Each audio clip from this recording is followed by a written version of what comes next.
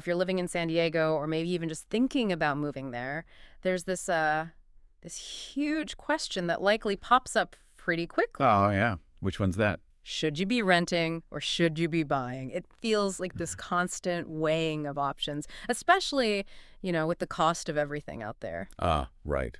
Yeah, it's a really significant decision, isn't it? Financially and, well, lifestyle-wise, too. We've actually got some pretty detailed information here that directly tackles this for San Diego, specifically looking at 2025. Okay, good. Our goal today is really to dig into this data, Hmm. the pros, the cons, the current market numbers, so you, the listener, Okay. can hopefully walk away with a much clearer understanding of what these factors mean for your specific situation. Absolutely. Sounds like we're looking at a really in-depth comparison, something that lays out the current housing landscape and then gets into the real nuts and bolts of the money side. Exactly. So let's start right there. San Diego. I mean, stunning place, no question. But wow, when you start looking at those housing costs, it definitely gets your attention. It certainly does. The median home price in San Diego for 2025, Hmm. it's sitting around $1,026,800. Over a million Yeah. median. Wow. And what's quite telling, I think, is that this is actually a 2.1% increase just over the last year. Okay. And on top of that, homes are moving fast. We're talking a median of only 17 days on the market before they go pending. 17 days. Yeah, it really underscores the strong demand we're seeing there. A ratio this high, it's not typical everywhere. It kind of suggests a significant premium is being paid for owning a home there. Mm-hmm. Could mean strong demand keeps pushing prices up long term, or, maybe signals a potential correction if renting starts looking way more attractive financially. Okay, less than 3 weeks from listing to pending. That paints a picture of a pretty hot buying market. So if buying is that competitive and frankly comes with that kind of price tag, what about the other path? Renting. What does that look like in San Diego right now? Well, switching over to the rental side, the median rent in San Diego as of April 2025 is about $2,811 per month. Okay. Now, get this, if we look at the bigger picture, that's a substantial 48% higher than the national average. 48% higher. Yeah. So, renting isn't necessarily the easy budget alternative you might find in other parts of the country. 48%. That's a staggering difference. It really is. For someone thinking about moving there, that figure alone really highlights the financial weight of this whole decision. No kidding. And this information we have even breaks down the average rents by apartment size, which is, incredibly useful if you're trying to budget realistically. Right. For a studio, you're looking at around $2,356, a one-bedroom that jumps to about $2,872, and then a two-bedroom averages $3,609. Those are significant monthly numbers. And what really struck me, actually, was the detail about square footage. Oh. Yeah, for a monthly rent of $2,000 in San Diego, you can expect to get about 602 square feet. 600 square feet for $2,000. Exactly. The article points out that this is one of the smallest spaces you can get for that price, like nationwide.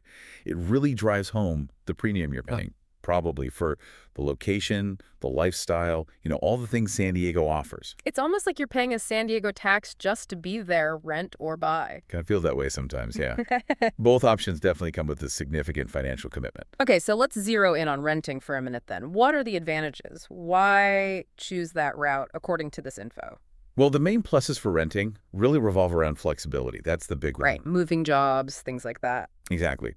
If your career might involve relocating, or maybe you just anticipate changes in your lifestyle, renting allows for much easier transitions. Mm-hmm. And then the upfront costs are, considerably lower. Instead of needing that huge down payment, you're typically looking at a security deposit and the first month's rent. Much more manageable for many. Okay. Oh, and there's the maintenance aspect, or rather, the lack of it for the renter. Generally, the landlord handles repairs and upkeep.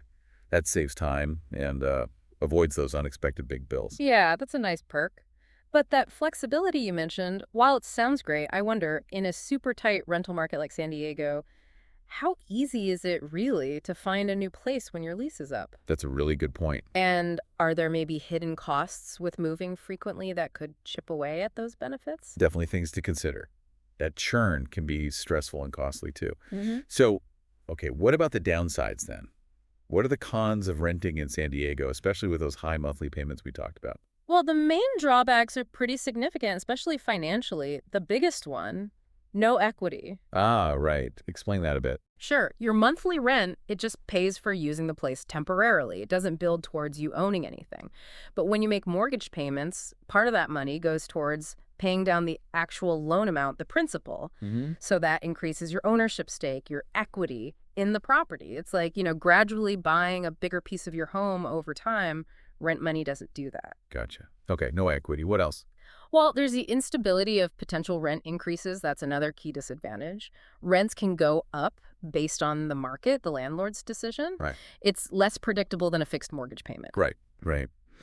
And finally, you're limited in what you can do to the place. Want to renovate the kitchen or paint the walls a crazy color? Probably not going to happen when you're renting. Yeah, you can't really make it yours in the same way. Okay, that Ah, makes sense. So let's switch gears then. Let's talk about buying in San Diego. We know the price tag is hefty, but what are the potential upsides? Why do people take that plunge? well, the primary benefit is definitely that equity accumulation we just touched on. Right. Building wealth over time. Exactly. As you pay down the mortgage, you own more, and if sometimes the property value goes up, you stand to gain financially in the long run. Okay. There's also the stability aspect. With a fixed rate mortgage, your main payment stays the same for, 15 or 30 years. That predictability can make budgeting much easier long term compared to potentially rising rents. That's a big plus. The article also mentions potential tax benefits, things like deducting mortgage interest and property taxes. But, always wise to talk to a tax pro about your specific situation there. Sure, sure. Tax laws change. And of course, a big one for many people is just the freedom. You can renovate, landscape, paint, personalize, truly make the home your own. That sense of permanence, yeah, and being able to put your own stamp on a place, definitely a big draw. But okay, let's balance that. We have to talk about the realities.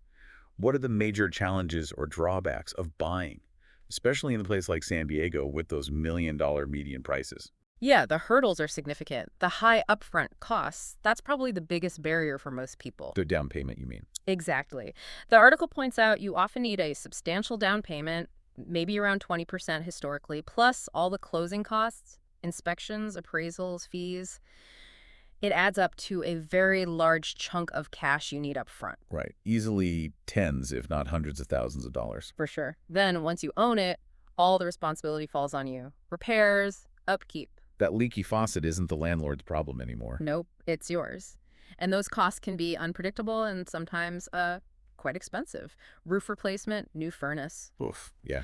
And finally, there's always market risks. Property values aren't guaranteed to go up. They can fluctuate. They can even go down. It's an investment, and investments carry risk. Absolutely. That leaky faucet or, the dishwasher suddenly dying, that's all on your dime as the homeowner. So, okay, we've looked at the individual pros and cons for renting and buying in this San Diego context. Now, the article brings up a really interesting tool for a more, let's say, direct financial comparison. The price to rent ratio. Can you walk us through that? Yeah, absolutely.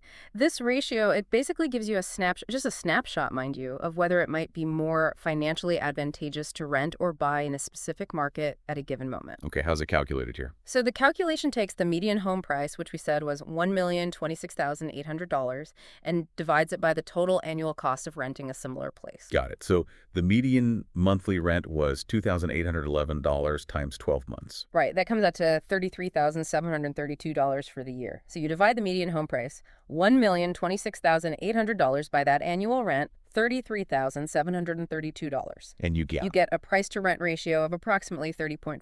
30.4. Now, it's worth remembering, this is a simplified metric, right? It doesn't factor in everything. Exactly. It doesn't account for things like potential appreciation, those tax benefits over time we mentioned, or specific costs tied to individual properties. It's really just a starting point for comparison. Definitely not the only factor to consider. Okay, so we have this ratio, 30.4. What's the general thinking on a number like that? What does it suggest for someone trying to decide in San Diego? Well, generally speaking, the rule of thumb is that a price to rent ratio above, say, 20 often suggests that renting might be the more cost-effective option, at least in the short term. And San Diego's is over 30. Right. So San Diego's ratio of over 30 definitely leans towards the idea that purely from that short-term financial perspective, based on these median numbers, renting could be the less expensive route initially. That's a really insightful metric, even with the caveats. So, okay, pulling all this together, the costs, the pros, the cons, this ratio, how does this help you, our listener, who's grappling with this rent versus buy decision right now in San Diego? What's the main takeaway? Well, I think the biggest takeaway is that it's incredibly personal. There's just no single right answer. It's going to boil down to your individual circumstances. Yeah, absolutely. Your current financial situation is huge, obviously, but also your lifestyle preferences. Like, Mm. how much do you value that mobility versus settling down? And what are your long-term financial goals? Yeah. All critical pieces of the puzzle. So maybe if you really prioritize that flexibility, you're early in your career, not sure how long you'll stay in San Diego, or if you just haven't managed to save up that really significant down payment yet, then maybe, based on this data, renting looks like the more practical choice for you right now. That sums it up well. Renting offers that agility, less upfront cash needed. But conversely, if you do have the financial stability, you got the down payment, you can handle the closing costs, and you really see yourself living in San Diego for the long haul, Mm-hmm. and you want to build that equity, have the freedom of owning your place, then buying could align much better with your goals, despite the initial sticker shock. Yeah. And the article we've been discussing also makes a really valuable point, which is, evaluate your own situation carefully, but also consider talking to the pros. Definitely. Get tailored advice. It actually specifically mentions Don Lewis and the Lewis team at Real Broker, and it gives their phone number, 619-656-0655, if folks are interested in exploring the buying side further in San Diego. Now, just to be clear, that's information from the source we reviewed, not necessarily an endorsement from us. Right, just passing along what was in the material. But seeking that personalized guidance, whether it's from financial advisors or real estate professionals who really know the local San Diego market, that can be incredibly helpful when you're making such a massive decision. For sure. So as we kind of wrap up this deep dive into the rent versus buy question in San Diego for 2025, it's pretty clear it's complex. No easy answers here. Not at all. We've hit on the high costs for both renting and buying, those trade-offs between flexibility and stability, the upfront financial hurdles versus that potential for long-term investment. And we even looked at the price to rent ratio as one tool for comparison. And, thinking about that high price to rent ratio, over 30, and those really considerable upfront costs of buying in San Diego, it kind of prompts a final thought for you, the listener, to mull over. Okay. Beyond just the dollars and cents, what non-financial factors might ultimately weigh most heavily in your decision? Things like your desire for a sense of community in a specific neighborhood, maybe quality of life stuff, or even just that personal fulfillment some people get from earning their own home. How much do those things matter to you, regardless of the pure financial calculation? That's a great point. Sometimes those broader, more personal considerations are just as crucial, maybe even more so, than the numbers on a spreadsheet when you're making this kind of life-changing choice. Something definitely to think about.